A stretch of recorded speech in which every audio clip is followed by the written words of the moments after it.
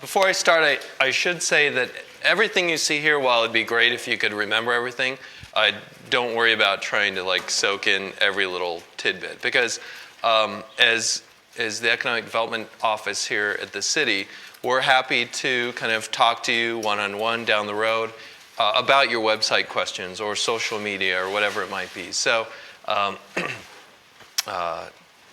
be great if you want to give us a call. We can look over your site.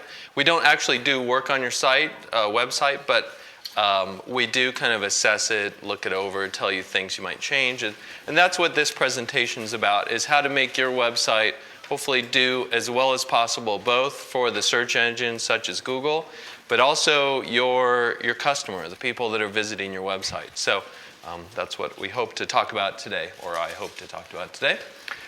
Just a quick quiz. Does anyone have any ideas of whether this is a good or bad website? It's pretty bad. Actually, it's interesting because it could be worse even because of one specific thing. So it's not as bad as you'd think. But I'll kind of talk about it. So this presentation today is going to cover a couple different things. One is search engine optimization. This is going to be kind of more technical things. So specific things you might do to your website to make it be seen better by the search engines, such as Google or Bing or any of the others. The next piece is going to be creating a site that people want to use. So making it usable for folks. So I'll give you some thoughts on how to make sure that once people get to the site that they're going to be able to access it, use it, and want to come back to it. The next piece is a really important piece, is having good content. The search engines have gotten smarter and smarter, and they don't necessarily care about how many times your keyword is mentioned on a web page. It's all about having really good content. So we'll talk about that. The next part is going to be just raising awareness of your site. This is going to be talking a little bit about how social media connects to your website and vice versa, and creating almost like an ecosystem of getting people to come and also to frequent your site more than just one time. And then I'll go over some of the resources, and you each have a sheet with the presentation as well as the resources. You'll notice on the resources page, it looks like there are links. They're a little hard to click those links when they're on paper. I don't know if you noticed that, but so I have a website at the top of that resources page that will take you to a PDF document that you can click those links and just get instantly connected to those websites that I talk about. So we can go ahead and get started. So this is talking about I had a fog machine that was going to go off at this point, but it broke, so it's not as flashy as I was hoping. But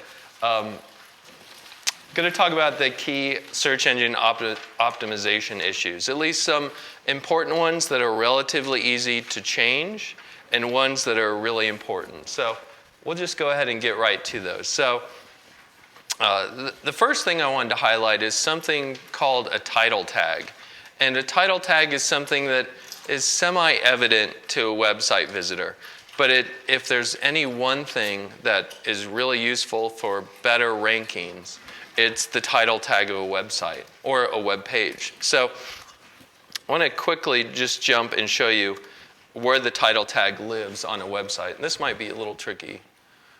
If I could jump real high, I could actually reach it. But if you see my mouse moving up here, that is the title tag for a web page. Every web page has a title tag. And in some ways, you want to think of a title tag as almost being totally independent of everything else, out of context. And if you read your title tag for any of your pages, your home page, contact us page, a product page, whatever it is, you want to make sure that that title tag can stand on its own. Meaning that it's descriptive, it's short, and really explains what that page is relevant to. What the content of the page means, that's what your title tag should be. In the case of your home page, a title tag is often something that should tell the search engine or tell a visitor what your company does in general. And in addition, if you're a location-based business, like if location matters to you, oftentimes you're going to want to have some kind of location descriptor in that title tag. So you can see you want to keep it around 60 characters or less in size. That includes spaces, so you don't have a lot of room to be playing with. So it's pretty tough to get it that small sometimes. But ideally, that's how concise you want to keep it. Did you say 60 characters or 60 words? 60 characters. What happens is Google cuts it off. I'll show you this in a second too, how this works. You do want to include important keyword phrases. So if you're, take Jennifer, whose company does software. They don't just do software. They do software for implement dealers, tractors and golf carts. That's right? So you don't want to just say equipment software. You want to say software for the tractor and implement industry or something like that. And because they sell US-wide, nationwide, that location is not as important, so they wouldn't need it. So I just want to show you a quick example. So kind of a good case study of this is we have a company in town called Front Range Flu Shots, and they came to us quite a while back to have us look over their website. And at the time, they had a title tag that just said flu shots, basically. So what this company does is they provide flu shots to businesses, to corporations, to groups. So they'll go in and do the whole process of getting hundreds of employees vaccinated for the flu. So their flu shot had no mention of Denver. And because of that, they were ranking not well at all locally. If you did flu shot company and oftentimes typed in Denver, if somebody is at a company down the street, maybe they're at Arapahoe Community College and they need their folks vaccinated, they'd type in flu shots Denver. Front Range Flu Shot was not showing up whatsoever. But after us looking at their site, and one of the things we looked at was the title tag. After they added just that keyword phrase, Denver, Colorado, to their title tag, it wasn't long before they started ranking basically at the top of the search engine for that term, which is actually a really valuable term to them because more than likely somebody at a company in Denver or in Littleton or Highlands Ranch is going to be thinking, I need to find somebody local. So I'm going to use that term Denver, meaning a geography. So I just did a search, Denver flu shots, and you can see these are all paid ads here, which we can talk a little bit about. But you can see the first result there is Denver flu shots and immunization. So just that small little change really impacted the site visibility and really helped business. So it doesn't always work out that way that you jump to the top. I mean, there's no guarantee of getting to the top or the first page of Google. But in this case, it was a really good fit for them. Yes? How much value are the paid ads? It depends. So that would be, it's a question probably meeting to go over that because for some businesses, paid ads make sense. Your product is worth enough that the amount you're spending on ads is going to cover it or the visibility. But in other cases, if you're selling, 30-second or $30 or 30-cent party hats or something, probably not going to. It's not going to be worth it. So that was it. The value of the paid ad versus the organic listing when it comes up on a search. How much more does the paid ad get clicked on than the organic search? It depends. There's probably data out there that tells you that. The percentage of clicked ad. Actually, I know there's data that tells you that. You probably get less clicks, but if you want to get... Sorry? Less clicks on the paid than on the organic? Yeah, I would say so.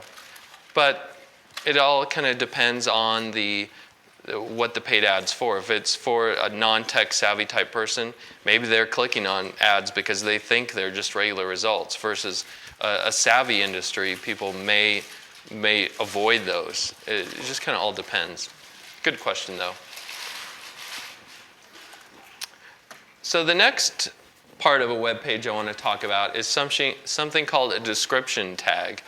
And by the way, these tags are something that generally are written in the code of a web page, so it's nothing apparent to people. But it is something that is in the code, or if you're using a content management system to run your current websites, if you're using WordPress or Joomla or Drupal or any of these website platforms, there's usually a place where you can enter the title tag and also a place where you can enter the description tag, which basically invisible on the site, but it does appear in somewhere in a place really important. I'll just show you that real quick. Is the little blurb here in this Google search result page, this little blurb here is taken from that description on the web page. In a lot of cases, there are web pages, websites that don't put a description in. And Google is stuck with having to make something up for you. And when they start to make things up, I mean, they do a pretty good job, but oftentimes you notice these little blurbs here just don't make any sense whatsoever. And it's not very enticing to a potential visitor to look through results and see a little description that's just a bunch of kind of gibberish that's not helpful to them. They'll probably avoid that link. So what you can do is you can tell the search engines the description of any of your pages by filling out that description tag for a web page. And when you do that, you want to have that be concise as well, because you can see you get only 1 or 2 lines of text. So if you go overboard, it's just going to get cut off. So ideally, when you write description tags, of course, you want the content of the description to be relevant to the page it represents. So if it's a page about Chevy trucks, that description tag needs to be about Chevy trucks. Or, yes? Where do you write this description tag? I mean, you're putting together your website, and I can see how you, with the heading, put the other tags, title tags in. But that's in the text of your web page. But where do you? Right. It's kind of on the back, the flip side of your website. So it's when you log in to write content, oftentimes there's a place to put the description tag, depending on what system you're using to run your website. In the old days, it had to be hard-coded, so somebody had to type it into the code of the page. So we could definitely look at that. Well, I mean, do you bring up your web page and then how do you find? Well, it's a little tough to see here, but this is actual code of the. It's probably impossible to see this, but it's the code of the page. That code is actually what the internet browser uses to generate the actual pretty page that you're seeing. So it's all behind the scenes, and it kind of varies. Yeah, Vishnu? Are you going to go over content management systems at some point? A bit. I'll tell you which one I think is the best. Yeah. I would say, in answer to your question, it depends on how your website is built. If you're using a WordPress website, then WordPress has a nice little box that says what your Description, yeah. Here, if you're using a different kind of program to run your website, then it's based on what program you're using. Otherwise, you have to go into your hard code and. Right, thank you. Yeah, it really varies depending on what type of website or what's running your website in the background. Well, what are the options there with different programs? Well, there are lots of different website kind of engines or platforms out there. So WordPress is the one that I WordPress. Press. Yeah, WORDPRESS. And actually WordPress is the largest website platform out there. There are more websites built on WordPress than any other. So it's open source, meaning that there's actually no charge for the program. And it's highly supported, and there are a lot of people that know how to use it. So it's very search engine friendly. So if you're just starting up or you're wanting to change to something new, WordPress has a bit of a curve getting it started, but once it's up and running, it's fairly easy to manage and really well done. So and highly supportive. So you can find lots of people that know how to work it. So, last thing maybe about description tags, just make sure when you write a description, you're writing that description for the potential visitor. So the text you put on there, don't try to think what does Google want to read.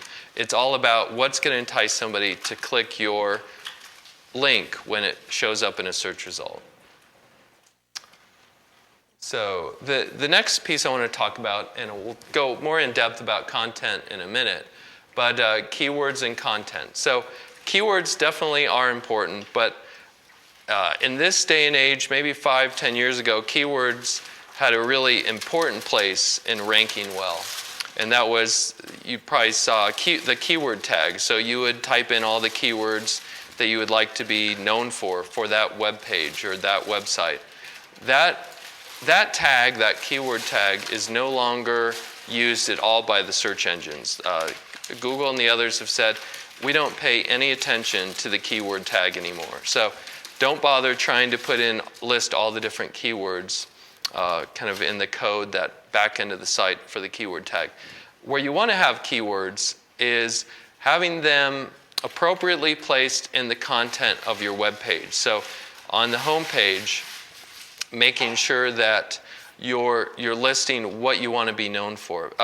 But writing content for the visitor, not writing content for the search engine. You don't have to worry about how many times can I get this keyword in there, because in fact, if you put it in too many times, you might even get penalized by Google. So the best way to think about content and keywords is writing appropriately for the visitor and making sure it perfectly informs them of what you're doing, of what the page represents, of what your product represents. So it's a pretty easy way to think about things versus like how many times do we have it in there. Does that all make sense? Okay, great. And one thing about keywords, so I talked about having a keyword in the title tag. That is a good place. So for the home page, making sure, if you're doing yoga, you obviously want to say yoga studio in Littleton, Colorado, or something like that, because that is what you are. So the next piece, this is kind of interesting. And a fairly easy thing to do. It's helpful both for search engines as well as visitors. But putting links within the content of your web pages. So when you have a paragraph and you come across a link, like these blue ones here, or I pretended like I had a red link up there. Having those links, for whatever reason, helps rank better on the search engines. And these are, they call them internal links. So these are links in your content that link to other pages within your website. And the key here is that when you do link a phrase or word in your content, that phrase or word is relevant to the page it's taking people to. What you want to avoid is having like a click here link, or that's the perfect example. When you see click here and it's linked, that's not very helpful whatsoever. Ideally, you want to link something kind of really useful. So, for instance, this is from a City of Littleton history page, and this link is Denver and Rio Grande Depot. It's for, so that perfectly jives with the page people are being sent to, because that page is all about the Denver and Rio Grande Depot. So one thing also you want to avoid is having it on your pages too often, because if you just have a paragraph that's all hyperlinks, it gets pretty messy and not very pretty. So kind of using sparingly, and yes? So for search engine optimization, it's better to use hyperlinks still than to have like a button on your page? You want both, actually. So in the case of these anchor links, I think Google just woke up in my pocket. In the case of these links, it's helpful for navigation, because as people are reading content, then they instantly can jump ahead to where they need to get to. But there's still something to be said definitely for the main navigation. I mean, you have to have that. And so I'll be talking about that as well in just a few minutes too. So we'll go on to the next one. It's still important in this day and age to have, they call them external inbound links, but these are other websites out there on the web that link to your own site. Google in a lot of ways was founded on this principle of an important site was one that had links coming from other websites. And so people started kind of gaming the system, and they go out there and try to get 100 links a month or 100 links a week or whatever. And nowadays, that is something you definitely don't want to be doing, because if you do that, Google's going to notice that and they're going to kind of penalize you, or they're just going to say, wait a second, something's a little fishy here because 2 weeks ago you didn't have these 500 links and today you do. So definitely want to avoid those things. What you want to do is acquire links naturally. So part of this goes to the content of having really informative, useful content on your site versus just having kind of marketing speak on your site. So by creating this great content and helping people understand, hey, look at my site, I think it'd be a good resource, then you can acquire these sites over time. And these sites that link to your site should be relevant in some ways to what you do. So if your site is about Chevy trucks, but you're getting links from the soap and lotion shop, it's probably not going to be very valuable. So you want other websites of kind of high regard linking to your site, basically. Yeah. What about if you have account with Yelp? That link should. Yeah, those links are good. And in fact, social media links are helpful. So having your Facebook page linking to your website or Yelp or any of those, yeah. So another one, it's not maybe a true technical kind of SEO issue, but it is something that Google now more than ever is factoring in when it's ranking websites, is the ability for your website to be mobile friendly. I mean, so many people these days are now, going to their phone. Probably more people are using their phone to navigate the web than they are sitting down at the computer at home. So you want a site that's going to be easy to view both on a desktop computer as well as a mobile phone or an iPad or an Android tablet, whatever it is. And there's something in the industry or in the web building world called a responsive website. And a responsive website is one that can shrink or expand to fill whatever screen it's on. So this is a good example. This is our city of Littleton. We have it's called gotolittleton.com website. It's actually where the resource guide link is on your sheet. But gotolittleton.com is a responsive site because on a big screen on my big monitor at my desk, I can view it here. But if I have a smaller, more narrow screen, it kind of shrinks down and everything resizes appropriately. And then we can even get down to a mobile version of it. And this is almost what a mobile version would look like because it has to shrink that width down. But it resizes it appropriately. All the photos resize, everything works out really well. So it makes for an easy way to have a site that's optimized both for mobile and desktop computers. How do you do that? Well, your website platform does the work for you in most cases. So if you're using WordPress, you find something called a responsive theme that will do that. It all kind of depends. Responsive themes have been around, or responsive websites have been around a while, but they weren't around 5 or 10 years ago. So it's something relatively new. Eric, if you don't have that, what happens? Does it just cut off text? Yeah, well, it all depends on the kind of the platform that's running it. So some cases, it's probably best to just pull out your phone and see what it looks like on an iPhone and what it looks like on an Android phone. And in a lot of cases, the browsers on these devices are good enough that it'll just shrink things down. And you might have to zoom in and zoom out. It's probably not ideal, but there are other cases where you go to a website and, yeah, things just get cut off, or you have to side scroll about a half hour to get to the other content. So that's not a good thing. But the search engines are smart enough to kind of understand how accessible is your site with a mobile device. And if it's not, then it's not a big thing, but it's definitely something that's going to impact visitors and search engines. So I'm going to jump to another piece about creating a website people use. So check my time here. Okay, good. So we'll just kind of go through. And this image down at the bottom, that is an actual website. I'll show you. It's a really good one. Nice. So you can see how readable this one is. With all these things occurring in the background, it's really tough. So the main gist of this site, though, I think, has to do with the font sizes you use and the fonts you use. Just kind of take a critical eye to your website and look at it and make sure the text is big enough for people to read, that they don't have to squint or zoom in on the screen.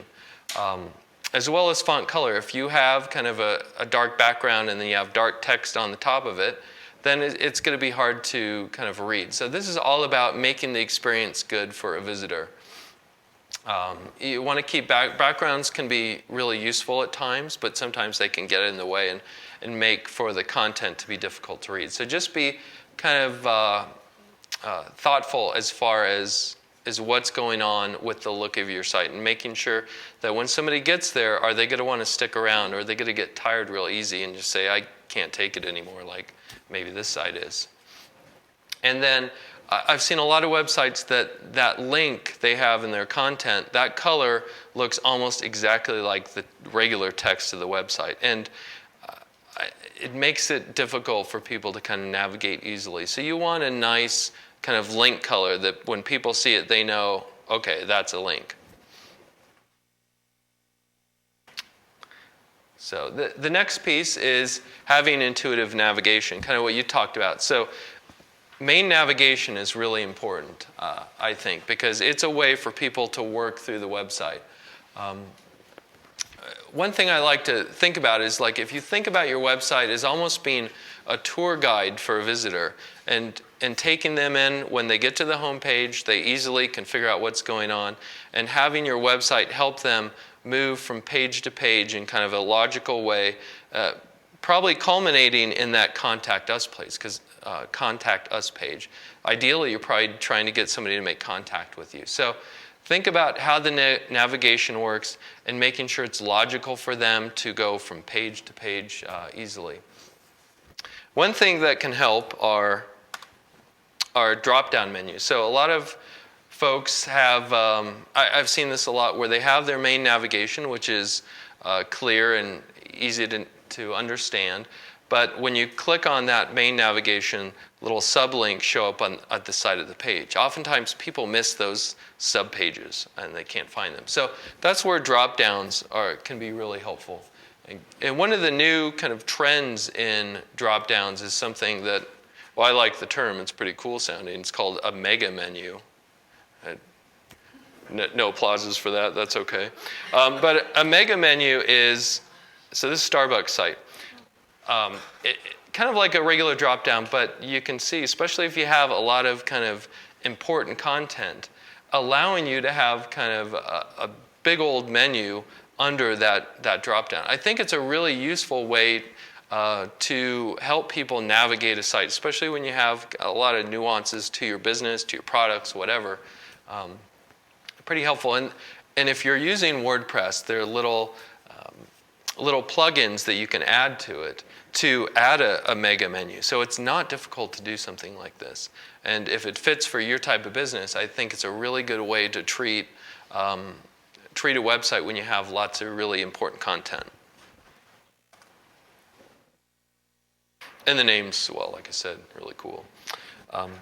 So the next piece is creating an action. I think a lot of people have websites and they put on good information, but then they forget about kind of the main goal of the website is, and that's often to get somebody to make contact with you or make a purchase or whatever it might be. So what I would suggest doing is when you have a product page or a service page, make sure at the bottom of that page you have something that really stands out, be it text or graphics that says, please contact us today for more information or something like that. So while it's obvious they might make contact with you, by stating that, I think psychologically you're helping them get to that next place. And that's why I think it's really important to have those.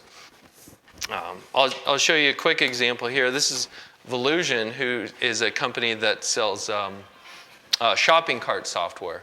But this is their homepage, and it's changed a little bit. But I still think Volusion has just an incredible homepage because a couple reasons. I'm kind of jumping off the slide here, but they have a headline here that instantly tells somebody exactly what they do. There's no trying to guess, like, well, what does this company really do? So you can see the all-in-one solution for selling online. And the other thing I think they do that's really helpful is they have this Start for Free button up there. So they have an instant call to action, trying to get people to go and act upon what they're hoping to do to start their shopping cart. And then, I'll scroll down real quick. It's they have a lot of components on the homepage now. Something that I think is really what Volusion does well is, and I'll talk about this in a few minutes, is testimonials. Volusion does a great job of having video testimonials from real people. And oftentimes when you look at these testimonials, they're not real fancy. They haven't been produced by like the local news network. They're a little shaky. Sometimes the audio is not that great, but it's very genuine. And that genuine video testimony, I think, is really powerful because when a person sees that, they know, okay, this is a real person talking about this company versus some spokesperson. And a couple other things related to kind of call to actions. I think in a lot of cases it's important to make sure your phone number is up at the top of the website. They call it the header. That's the area that basically never changes depending on whatever web page you're on. That header, that top, always is the same. And I think it's useful to have that phone number up there and not forcing people to go around hunting, trying to find your phone number. And then there are a lot of websites that I come across that the contact page you kind of have to hunt for. It's either at the bottom of the site or it's on the side mentioned or it's in the content, but it's not at the top of the page. And I think it's really valuable to make sure you have that Contact Us page. And where I see it most frequently in the main navigation is at the far right. So it's kind of that path to making contact is the same with the navigation. So starting at the home page, the product, services, about us, and the end is contact. So I like to see that in the navigation. And then when it comes to making contact, a couple things from looking at websites that I've seen. Oftentimes the Contact Us page is really sparse and not very friendly. And I think for most businesses, that's not real helpful because it's not showing the personality of who you are or who your company is. So what I like to see on a Contact Us page is some friendly text inviting them to make contact. If you don't invite them to make contact, then they're like, maybe they don't want to be bothered, or this is probably not a good question to be asking at this time. Versus if you say, we'd love to hear from you, please let us know if you have any questions. That's really inviting to somebody, and I think it helps spur people to, more times than not, try to make contact with you. I think it's valuable personally to have a photo of staff, and I put real in quotes there. And that real means not like a stock picture. You've probably seen that same receptionist with the headset on and about 500 different websites, I'm guessing. Kind of a, what's that? I have that. Yeah, she has that. So, well, maybe you want to change it. So I will show you a picture from a website. It's not about the Contact Us page, but I'll show you an example of what I think is a really good picture. So you want it to be natural and real pleasant. So it helps create kind of a connection with that website and that visitor. And then having a simple contact form. I think contact forms are really useful to have on the site versus just having an email address, which means they have to copy the email address, they have to open a new tab in their browser, have to paste it in, have to write the note. It's really cumbersome. So by having a contact us form that people can just fill in instantly in the site and say, and hit submit, and also telling them how soon they expect to be heard from. Because if you don't mention that, they may be like, well, when am I going to hear back? I have no idea. So it's, I think, useful to tell them when to expect a response back.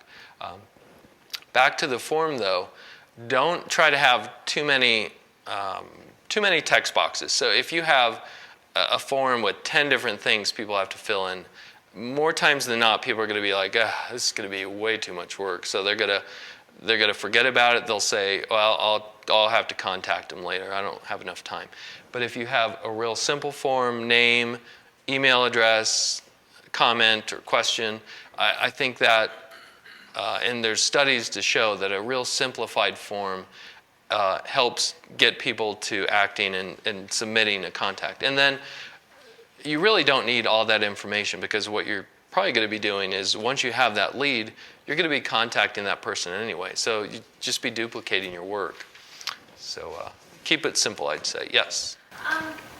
So most websites these days have that contact form instead of just having their email. Right. Page. Yes. Yeah, so spam, I think that might be a little bit overblown. And those contact forms can be built. If you have WordPress or a lot of the other website platforms, you can basically plug in a form or embed a form in. So it's not that, you don't have to be a computer programmer to create those forms. And what I would suggest is try doing those forms, and if you end up getting spammed, people just messing around, maybe it's the teenager down the street or something, who knows, then you can put on what they call the CAPTCHA, where you have to enter in, the picture letters or whatever. It's kind of a hassle. But so if you do get spam, you can always do that. But I would try without it first. Well, because right now, I don't have the contact form. I just have my email address. Contact me. And so, should I just keep my email address, or would you suggest I switch it over? I would put both on there. So I'd have your email address as well as a easy form for them to fill out. So it's just more immediate that way. Yeah, it cuts down on all the steps of having to go and create an email and then hit send. I mean, it's not like it's a 2-hour process, but even 10 seconds on the web is quite a bit of time these days. Yeah.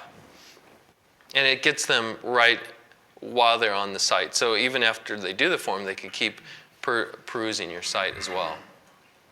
So checking the clock. Okay, good. So I talked some about this already, but having great content is really important. So the search engines have gotten sophisticated enough to be able to read actual text. And Google just made an update to their search algorithm just a few days ago.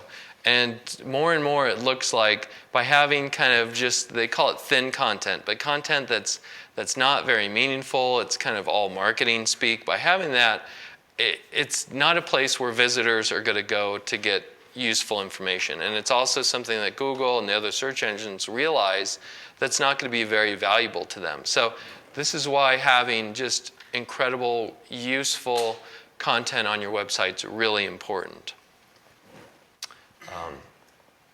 So I've already kind of talked about this slide. And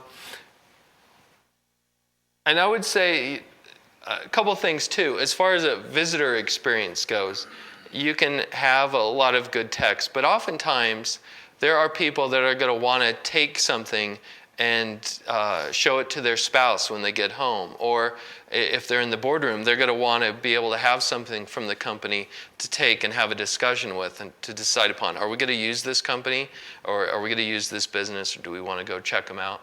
Yes? And then would a blog be a good place to put this new content? Yes, that's one of the good places. Mm-hmm. Just keep updating the homepage.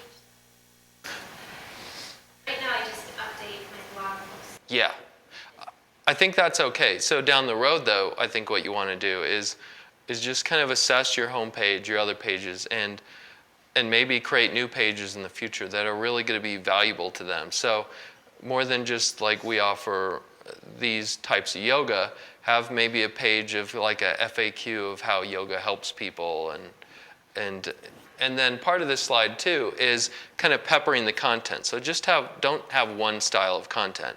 Have PDF downloads that a business person could take to a meeting and have a nice brochure that they printed off the website.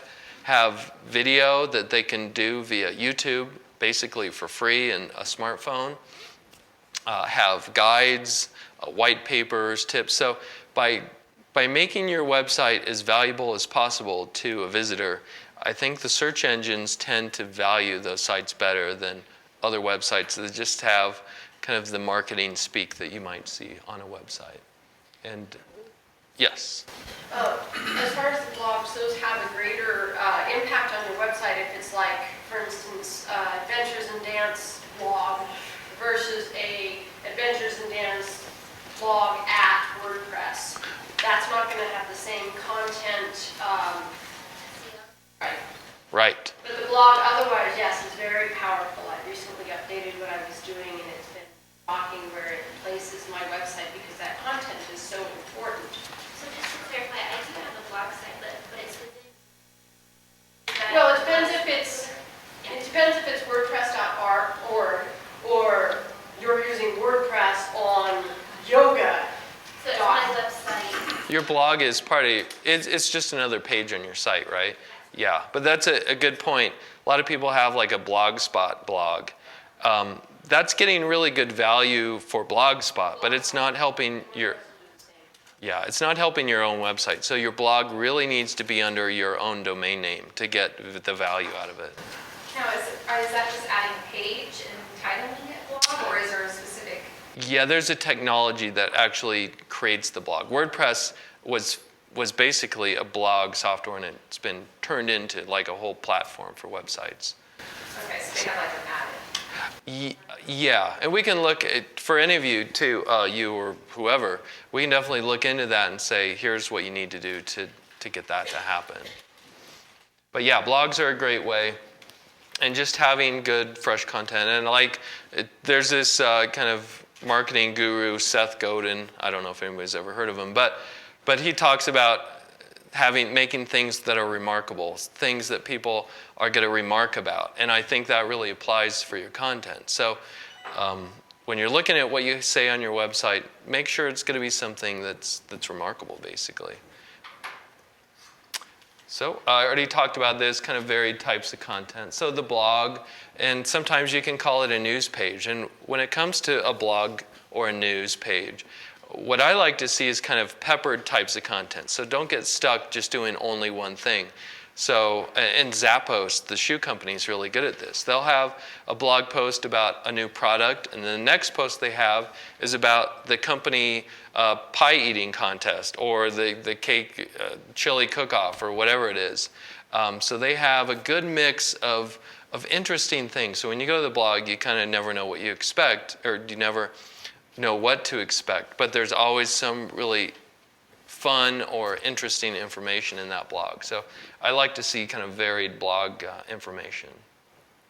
And then images. So Instagram's interesting. I'll just click on this real fast. So I'm not sure what's going to pop up here, because what we did was test Instagram on our own website. So what happens is this web page is dynamically generated based on the search term downtown Littleton. So hopefully everything's okay to look at here. But at any one time, this content, which is kind of fun to look at, is automatically generated, just depending on what people have put on Instagram. So I should back up. If you don't know what Instagram is, it's kind of social media for photos. But you could do this with your own Instagram account. So if you set it up, anytime you took a picture with Instagram, it would automatically be sent to your website to show up to people. So it would be a better form than just posting my pictures of events on my website, to do an Instagram photo album rather than. Yeah, it could be. It's just a fun and dynamic way to do things. And then more people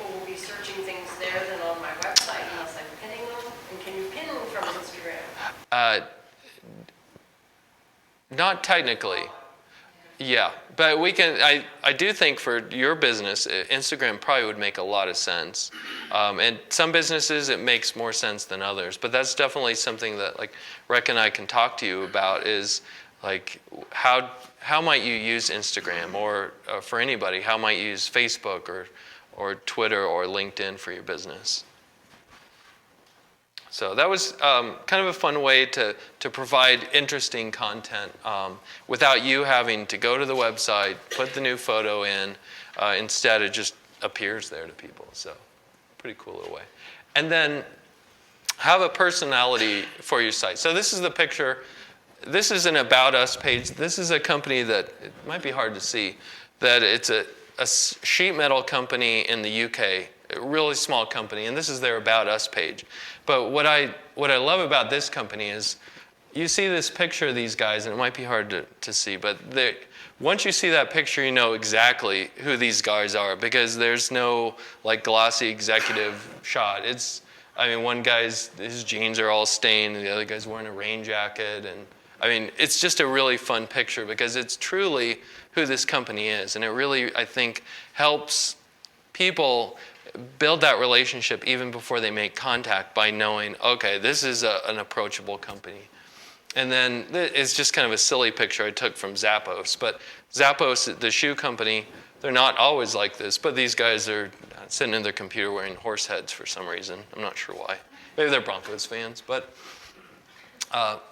not that every website should have this degree of silliness or whatever. You have to kind of build your company's own sort of voice or personality. But I think once you know what that is, then really work to solidify that with the pictures on your website and the way your content's written. Because not all content has to be written real boring and rote.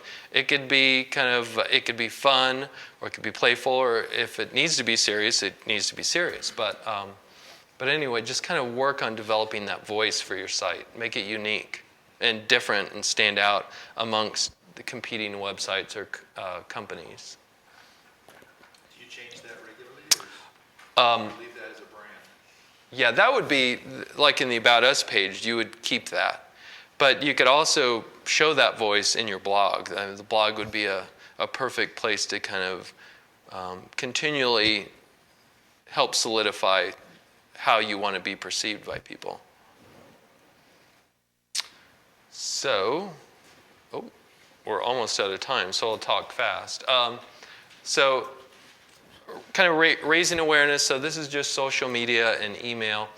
Something that I think you need to think about is how many times, once somebody goes to your website, how frequently are they going to be coming back to your site? And I would guess for most businesses, they're going to go one time and then maybe come back a year from then.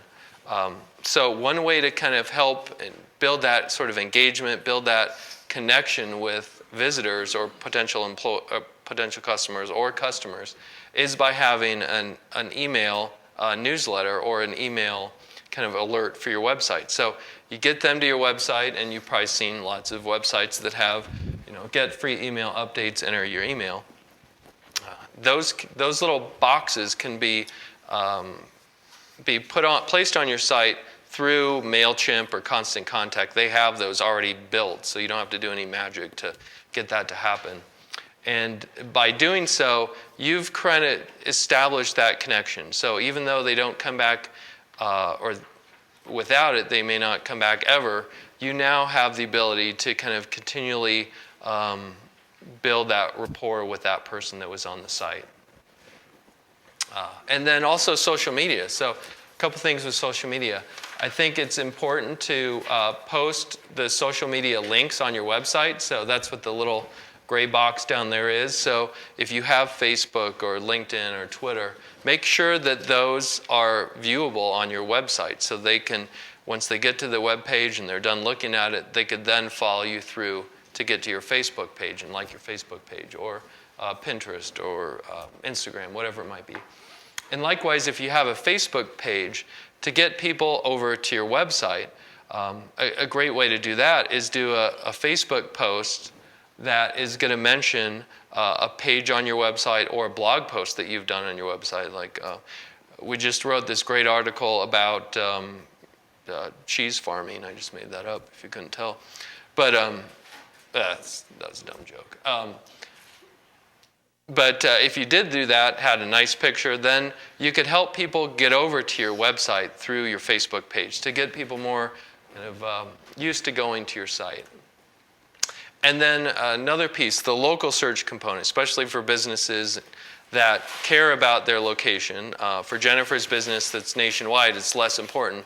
But for a lot of other folks where it's all about being in Littleton, all about being in South Denver, then there are a couple key places you want to make sure that you're fully kind of have everything completed business-wise. Google and Yelp both have free business listings, and those are probably the two most important ones that you want to make sure that your business is well represented on those locations. More than likely, your business is already on Google and Yelp, but if you haven't gone and done what's called claiming it, it only has real limited information. But if you do go claim it, you can add your own photos, you can add your own text about what it is, you can really kind of embellish it, make it great. And so I'd advise you to make sure you do that. And one way to do that pretty easily, it used to be called getlisted.org, but now it's called moz.com/local.